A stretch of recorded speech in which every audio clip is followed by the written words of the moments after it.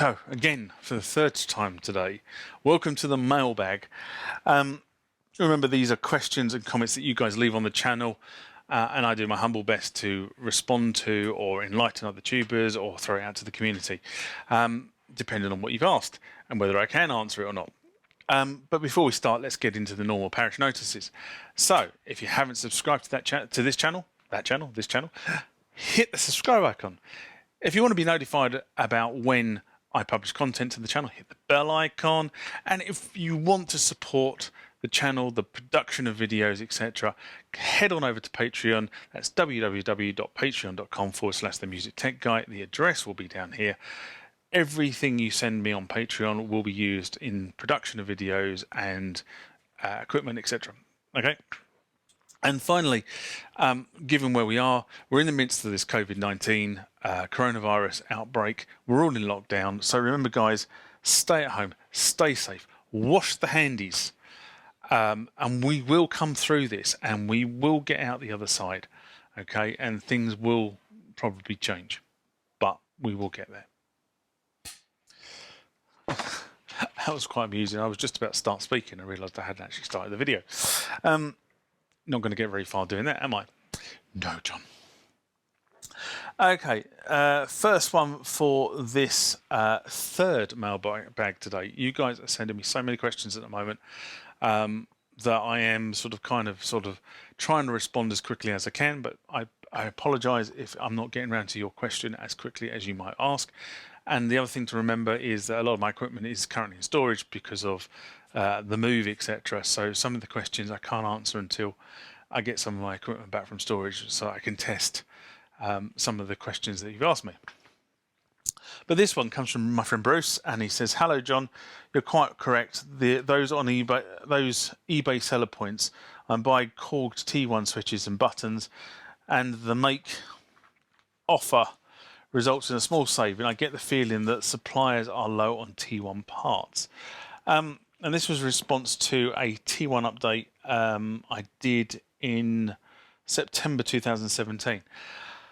And you're quite right that certain original parts are now starting to become in short supply for, or the original parts are no longer available for the particular keyboard that you are trying to repair or restore. Things like tack switches, resistors, capacitors, generally common electrical circuitry parts are still in ready supply.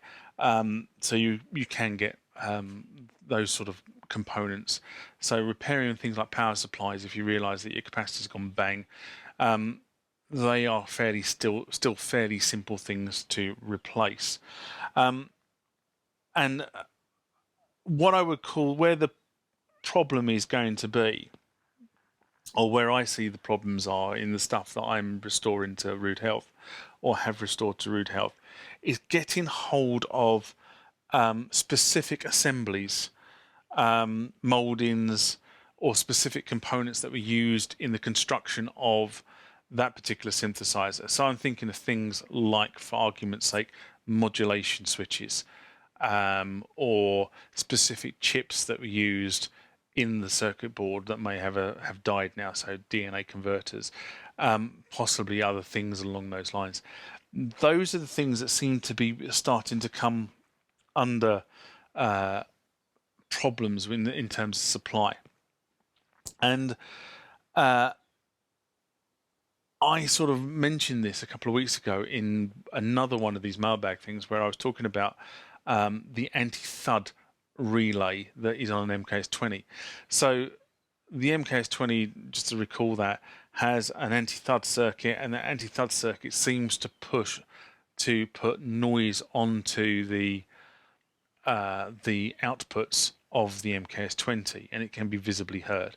And the only way to do that, the way to fix it apparently, is you either do one of two things: you bypass the anti-thud device, or you replace the anti-thud relay, which is easier said than done, because of course the anti-thud relay was a specific relay that Roland used in that device, and guess what, guys? It's no longer manufactured. However, I have managed to get hold of some new equivalents to that specific anti-thud relay, which are the ones that I'm going to replace in my MKS20s. In a lot of cases, where you are actually refurbing stuff, you're looking to what I would call a reclamation site. So these are places like Synths, for argument's sake, where they go right around buying up old keyboards and then stripping those keyboards out for the parts. So these keyboards are dead, they've got an issue with them, and they basically strip them out for parts. So they strip the cases out, you can buy new cases. They strip the components out, you can buy new components. And what they tend to do is they tend to leave the components to want. So they sell a motherboard, they sell a modulation board, they sell the modulation wheels, they sell the component parts. So you're either looking at that, and the other thing I've done in the past around this area is I've actually gone looking for a synthesizer that doesn't work to become a donor synth for something else. And I did that with my M1R. I actually bought a machine that didn't work because I needed the 240 volt power supply board from it to allow me to upgrade my 110 volt version of the M1R up to a 240 volt version just by swapping the power boards over. So, that's sort of kind of what I've done in the past, and then if I've bought a donor synth, the bits I haven't used, then I've sort of taken the components out, like much the same that Syntara done, stuck them on eBay, and somebody has said, "Oh, I want one of those," and they've bought them off me. Now, this is really interesting, and this is the reason why I sort of pulled this out, and I'm talking about it, is technology has moved on. And we're now in the space of 3D printers, cheap CAD software for circuit design, and changes to the technology allow for small batch production. So in the old days, trying to get something produced or a small batch run was very, very expensive. Modern techniques now allow you to do small batch runs at a much reasonable rate. So you don't have to go through the sort of whole setup and what have you, because it's all controlled by some sort of CAD software that's actually directing things left, right, and centre. And the reason I say this is because if you watch, I don't know whether anybody watches the 8-Bit guy, who is an American guy who lives in Texas, but if you watch him on a recent video, and I can't remember how long ago it was, but it wasn't that long ago, he was repairing something, and he got his brother to 3D print up. He was repairing a keyboard, and he got his brother to 3D print up the keys on that keyboard. And when I'm talking about keyboard, I'm talking about a QWERTY keyboard, not a music keyboard. But he got his brother to 3D print up the missing component. So he scanned it, got it over to his brother. Actually, I think he downloaded the 3D design from the internet, got it over to his brother, and they 3D printed up the part. So you've got that sort of kind of thing going on where you can actually now, if you've got the right technology and you've got some people who are fairly entrepreneurial and want to sort of do the outlay on the 3D printers and the scanners, etc., then you can start to get some of these components that have long since disappeared from the market manufactured in small batch runs, or potentially on demand. Now, I work in an industry at the moment where we're looking at 3D metal printers to be able to actually build parts for the industry I work in, actually in the depots, at the sites, rather than having to order these things in from manufacturers. So manufacturers send you the 3D design, goes onto a 3D metal printer, and we print them up. We are really seriously looking at that sort of stuff. So there's no reason why that sort of stuff can't work in this environment. So yeah, the other side of it is, things like circuit boards, because one of the biggest bugbears, and it's actually funny enough, relating to this synth here, where when I took this synth to pieces, I found that the power board had actually 2 cracks in the circuit board. Now, I've repaired that in the traditional way of jumping tracks, but it could be that I get the service manual for this particular synth, and I get the circuit board design for this synth, and I send it off to a manufacturer and say, "Can I have 2 of these, please?" And effectively, they just print the circuit boards for me and send them back, exactly the same size, with all the circuit, all the tracks in exactly the same places. and then all I have to do effectively is take all the parts off one board and put them onto a new board, and upgrade as I need. Now that, to me, is a relatively simple thing to do now if you've got the technology around to do it. And it's kind of finding the manufacturers that allow you to do this. Now, I am aware of a company in Poland that are doing exactly this with certain boards from fairly old Roland synthesizers. So I think they've got some boards for like the Junos and some earlier Roland synthesizers. And basically what they're saying is, if you need a new power board for this particular synthesizer, just come to us. We'll just send you a brand new power board, and then you can effectively take all the parts off one and put them onto the other and do your cap upgrades and all that sort of stuff. So I thought it was really interesting to actually expand that point into, where should we be going in terms of legacy synth parts. The next one comes from Hilbert Schepper. I suspect it's Schlepper. Although I've probably got that wrong. I do apologise for my pronunciation of your name if I have got it wrong. And he writes, or I think it's a he, because there was a picture of a man in the photograph. I love my S6000. It really is a beast of a machine. The sound quality is just awesome. Mine is a very special inheritance. It's a very long story, and I will use mine for as long as I breathe. Now, this is in respect to one of the upgrade videos I did on the S6000. In fact, I've actually only upgraded it once by putting the USB expansion card in, but I have got other upgrades that I should be doing to it. And this is back in 2016. And again, I thought this was worth expanding because I'm a firm believer in hardware synthesis, in hardware samplers. So where we are at really is, as computers have got more powerful, users have moved away from sort of a dedicated hardware synthesizer, and they've moved more towards, excuse me, this sort of computer-based sampling, which is evident in DAWs. I mean, that's effectively what a DAW is. It's a computer-based sample of the instrument being played. And we've sort of, moved in that direction. But for a long time, my personal preference is that a hardware synthesizer is a much better option if you're talking about sampling a sound and using a sound and then generating that sound for some reason. And as I say, it's my belief, and I kind of stick with that, whether you're in the studio or whether you're playing live. And the reason why I think a hardware sampler is better designed for this task is that's the task it's been designed to do. So, it's been designed for this task of sampling, the sample manipulation, and then playback when you trigger it via some sort of signal. And hopefully all the components in your hardware sampler have been designed and tuned, well, hopefully, to perform this function. Whereas a computer is designed as a general purpose unit.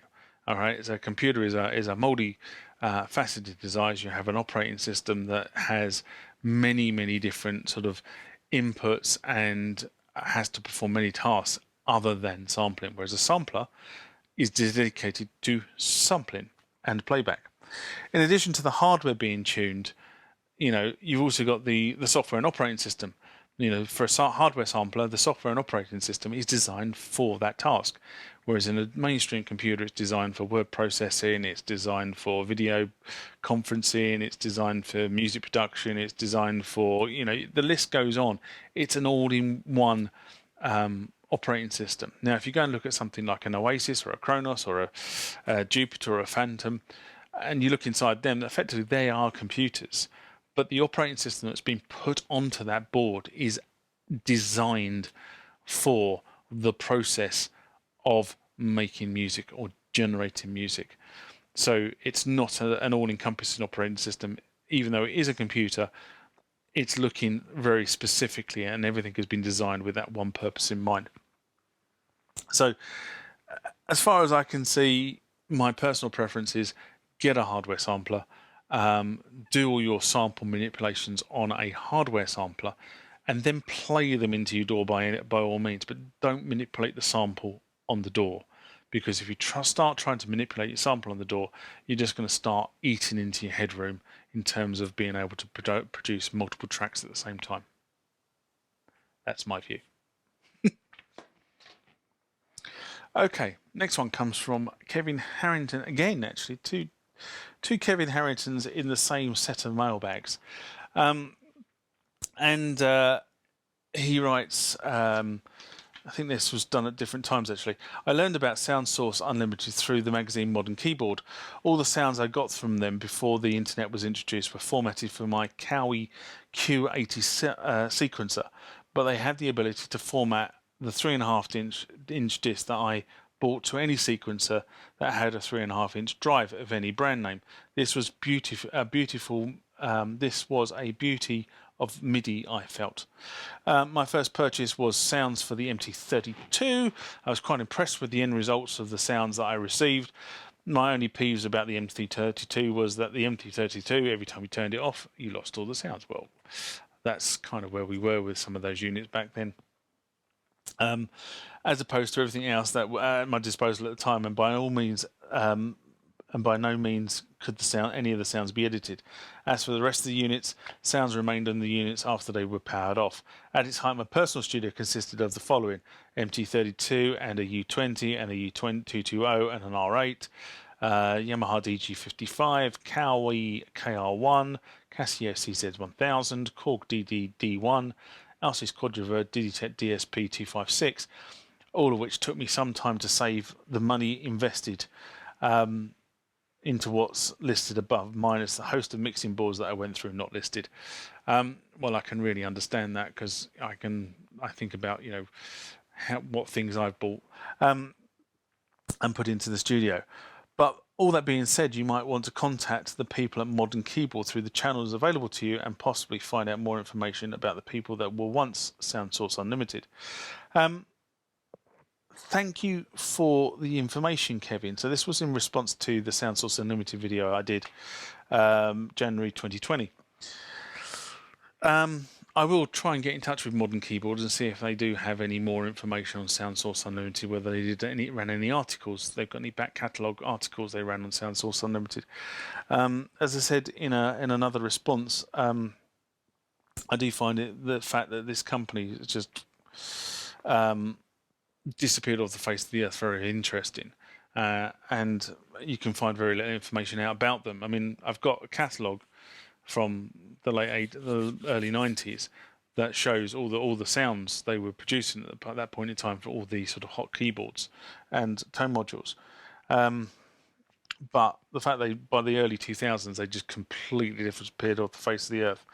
In terms of the units he's listed, I've got quite a few of those units in my studio. Well, I would have if my studio was up and running, but as we all know at the moment, my studio is all packed down and in lockup. So, but they are really good, strong stock units, and I advocate many of those units for people out there who are thinking about their home MIDI studio. You don't have to have the most up-to-date keyboard to make good music, and in actual fact, many of those units that he's listed there are absolutely great stock units that you will be able to produce solid music in your home studio. So the next, or the last one for this particular mailbag's stint, if you like, is from Tom O'Brien, and he says, thanks for the video. I have a T3 which I just replaced the battery in. When I do the load disk, it starts to load the data, and then the PCM and then indicates error. Any thoughts what to do? Thanks so much. So again, response to the T1 refurbishment videos I did back in September 2017. So Tom, I've got a couple of thoughts here, and these are sort of general thoughts. This is generally the way I would go through this. The first is, are you sure the disk hasn't become corrupted? Because what I saw when I was setting up the disk library was quite a lot of the disks for the T series. If the disk became corrupted in the writing process, or became corrupted, it would just throw this error, the same error that you're reporting there, which of course would require a new disk. and of course you've got to make sure that you don't get a disk that is loading factory sounds into the extended memory that comes on a T1, because obviously this out of the box the T2 and the T3 didn't have that extended memory unless you bought the X models, and then they did have the extended memory. And in actual fact, I'm going to be putting shortly on eBay the extended memory module, because I have an extended memory module, an extra extended memory module that I bought several years back, and it's just been in storage and I'm not using it because my T1 already had it and I didn't realize it when I bought it, so I might as well sell it on to somebody else who's can use it. The second one, and this is possibly where your issue is how are you sure you've turned the memory protects off? Because it won't load new sounds into the memory if the memory protects are on. So again, go through the whole process and make sure you turn them off. And there's two videos actually that I'm going to refer to in a bit. And if you go and look at those videos, actually I think I go through the step of turning the memory protect off. So that tells you exactly where the memory protects are in the menu system on the T series. Third, I am assuming that this disk that you're using at the moment worked prior to you doing the battery upgrade. If not, you could have a general disk error. So, try loading sounds in from another disk if you've got other disks, because if they're all experiencing the same problem, it could be memory protects, and it could be that you've got a faulty disk drive, which is probably going to be a little bit more expensive to fix actually if it's a faulty disk drive. And the last one is, if you can't load these things in from disk, you can load in the factory sounds from SysX, and there are two videos. One is how to unload the disks, to send the SysX from the T series to your computer, and the other one is how to send the SysX from your computer back to your T series. So there's two videos there, and I go through a whole raft of settings in terms of things like baud rates, etc., so you can so they actually will transfer the data backwards and forwards in a proper fashion. The thing about the T series, again, because they're so old, you can't just bang the data down at modern transmission speeds. You have to slow the speeds down so that the T1 can actually read it into memory at the rate you're actually passing it in. And what I'll do is, in the narrative for this particular video, I will put the links to the two videos I am talking about, and you guys, if you need to, you can go and have a look and find out all the settings that you need to do to transfer from the T1, T2, T3 to and from computer. Hopefully that's a lot for these three mailbags. There will be more. Guys, you are sending me a lot of questions at the moment, so you'll just have to bear with me in terms of, it does take me sometimes a little bit of time to just turn them around.